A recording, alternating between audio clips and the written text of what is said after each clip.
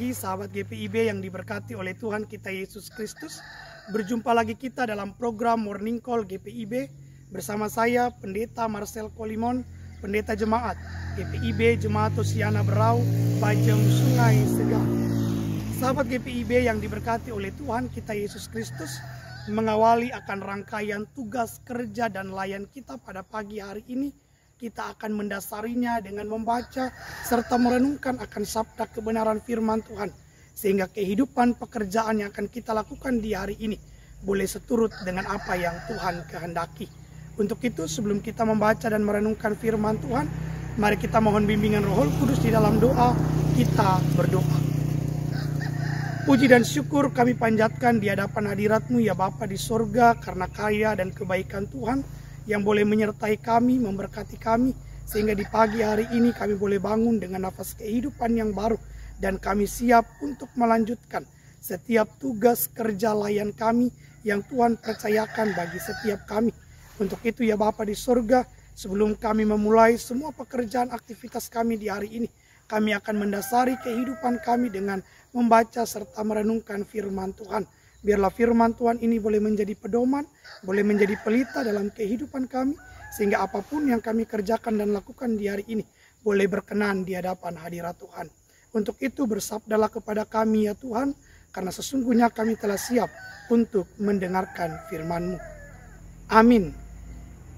Sahabat GPIB yang diberkati oleh Tuhan kita Yesus Kristus, perenungan firman Tuhan kita pada pagi hari ini terambil dari kitab Efesus pasalnya yang kelima ayat 12 dan ayatnya yang ke-13.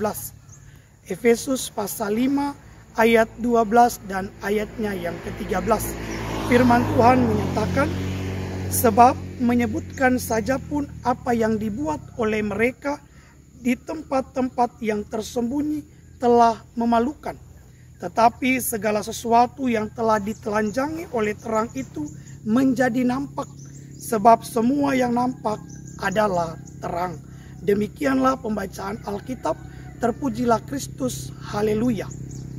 Sahabat GPIB yang diberkati oleh Tuhan kita Yesus Kristus, mungkin kita pernah mendengar lagu anak-anak sekolah minggu atau anak-anak layan PA yang sering mereka nyanyikan dengan judul Anak Terang. Liriknya mengatakan seperti ini: aku anak terang, tugasku memberi terang.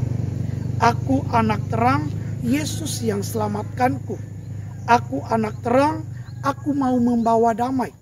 Aku anak terang, itu yang Tuhan minta. Terang di rumah, terang di gereja, terang di sekolah, dan kemanapun aku pergi. Lagu ini memberikan pesan kepada kita sebagai orang percaya untuk dapat menjadi terang dimanapun kita berada. Artinya, dimanapun kita berada, kehidupan kita harus menampakkan cahaya Kristus yang telah membawa kita keluar dari kegelapan menuju terangnya yang ajaib, dengan menunjukkan sikap perubahan hidup yang berbanding lurus dengan sabda kebenaran firman Tuhan. Inilah juga yang ingin disampaikan oleh Rasul Paulus kepada jemaat yang ada di kota Efesus, agar mereka pun juga dapat menjaga kehidupan mereka, agar tidak bersentuhan lagi dengan hal-hal yang penuh dengan kegelapan, hal-hal yang penuh dengan kecemaran, atau hal-hal yang penuh dengan kejahatan. Paulus mengingatkan dan menganjurkan mereka agar mereka dapat mengalahkan hawa nafsu yang cemar. Kalau kita lihat di Efesus pasal 5 ayatnya yang ketiga, di situ mengatakan, tetapi percabulan dan rupa-rupa kecemaran atau keserakahan saja pun jangan ada di antara kamu, sebagaimana sepatutnya bagi orang-orang kudus. Di sini Rasul Paulus ingin menekankan kepada orang-orang yang ada di kota Efesus agar mereka tidak hidup cemar, karenanya tidak ada bagian atau tempat bagi orang-orang sundal, orang-orang cemar, atau orang-orang serakah dalam kerajaan Kristus dan Allah. Itu bisa kita lihat dalam Efesus pasalnya yang kelima, ayatnya yang kelima. Artinya sahabat GPIB, jangan sampai kita dijerat oleh hawa nafsu kedagingan dan pada akhirnya membuat kehidupan kita jauh dari apa yang Tuhan kehendaki. Dan itu menjadi hal yang sangat memalukan ketika kita katakan bahwa saya pengikut Kristus, saya telah keluar dari kegelapan menuju terangnya yang ajaib, tapi kehidupan kita tidak sepadanan dengan apa yang firman Tuhan katakan. Sahabat GPIB yang diberkati oleh Tuhan kita Yesus Kristus, inilah juga yang disampaikan dalam ayat ke-12 bacaan kita pada saat ini. Di situ dikatakan bahwa sebab menyebutkan apapun yang dibuat oleh mereka di tempat-tempat yang tersembunyi telah memalukan. Hal ini menunjukkan kepada kita betapa najis dan memalukannya perbuatan kecemaran itu. Sehingga perbuatan-perbuatan dalam kegelapan itu harus dibukakan dengan terang Kristus, agar perubahan hidup yang sepadanan dengan firman Tuhan dan tidak ada lagi orang yang hidup di dalam tindakan-tindakan kegelapan atau tindakan-tindakan yang penuh dengan kejahatan dan hawa nafsu kedagingan. Sahabat GPIB yang diberkati oleh Tuhan kita Yesus Kristus, melalui firman Tuhan ini kita mau diajarkan sebagai orang percaya yang telah menerima terang Kristus itu di dalam kehidupan kita. Kita mau diajarkan untuk hadir menjadi terang dimanapun kita berada. Kita mau diajarkan untuk tidak lagi hidup dalam kegelapan. Kita tidak lagi hidup dalam hal-hal yang cemar, hal-hal yang penuh dengan kejahatan. Tetapi kita mau diajak untuk bagaimana menunjukkan cahaya Kristus itu melalui pola pikir kita, melalui tutur kata kita, melalui tindakan kita dengan orang-orang yang ada di sekitar kita.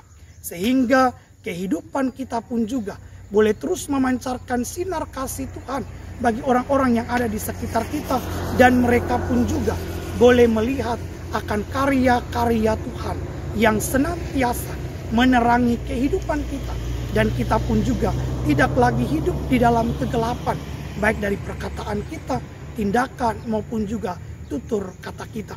Untuk itu, selamat memulai aktivitas kita di pagi hari ini dengan hadirkan terang Kristus bagi orang-orang di sekitar kita. Maka di situ pun juga ada kemuliaan nama Tuhan yang akan dipuji dan dipermuliakan. Tuhan memberkati kita dengan sabda kebenaran firman-Nya. Amin. Mari kita satu di dalam doa, kita berdoa. Terima kasih Tuhan untuk sabda kebenaran firman-Mu yang boleh Engkau perdengarkan bagi setiap kami pada pagi hari ini. Biarlah ya Bapa di surga, kehadiran kami dimanapun Tuhan tempatkan dalam tugas kerja layan kami. Kami boleh hadir menjadi terang. Kami boleh menunjukkan cahaya Yesus Kristus itu bagi orang-orang yang ada di sekitar kami. Sehingga hal-hal yang penuh dengan kegelapan, hal-hal yang penuh dengan kecemaran dan kejahatan, semuanya itu pun juga boleh diterangi oleh karya cinta kasih Tuhan melalui cahaya Kristus itu. Dan kehidupan kami sebagai orang percaya pun juga boleh menjadi berkat dimanapun kami berada. Tuhan Allah Bapa kami di dalam kerajaan surga, pada saat ini kami berdoa buat kehidupan pelayanan gereja Tuhan, secara khusus gereja Protestan di Indonesia bagian Barat. Biarlah Tuhan yang boleh memberkati semua pekerjaan-pekerjaan pelayanan yang dilakukan, agar semuanya itu pun juga boleh mendatangkan damai sejahtera bagi seluruh ciptaan Tuhan dimanapun berada. Berkati fungsionaris majelis sinode sampai pada tingkat pos-pos pelayanan dan kesaksian. Biarlah kehidupan kesaksian pelayanan yang gerejamu lakukan ini pun juga boleh menjadi garam dan terang dunia ya Bapa di surga. Berkati juga Tuhan Yesus kehidupan pekerjaan yang akan kami lakukan pada hari ini. Tuhan jaga lindungi kami dengan kekuatan, kesehatan, kemampuan. Sehingga kami pun juga boleh menjalankan tugas tanggung jawab kami dengan satu sukacita. Dan biarlah di situ ada nama Tuhan yang dipuji dan dipermuliakan.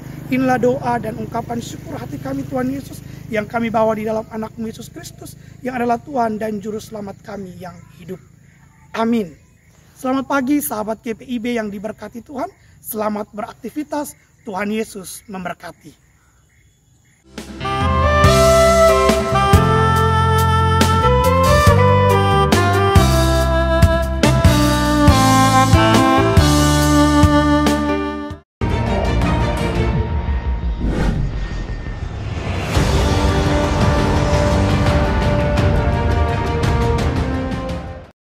Sekolah Tinggi Ilmu Kesehatan, Gria Husada Surabaya, membuka penerimaan mahasiswa baru. Tahun ajaran 2023 sampai 2024. Sekolah Tinggi Ilmu Kesehatan Gria Husada terakreditasi BAN PTB dengan menawarkan 2 program studi yaitu: pertama, D3 Kebidanan.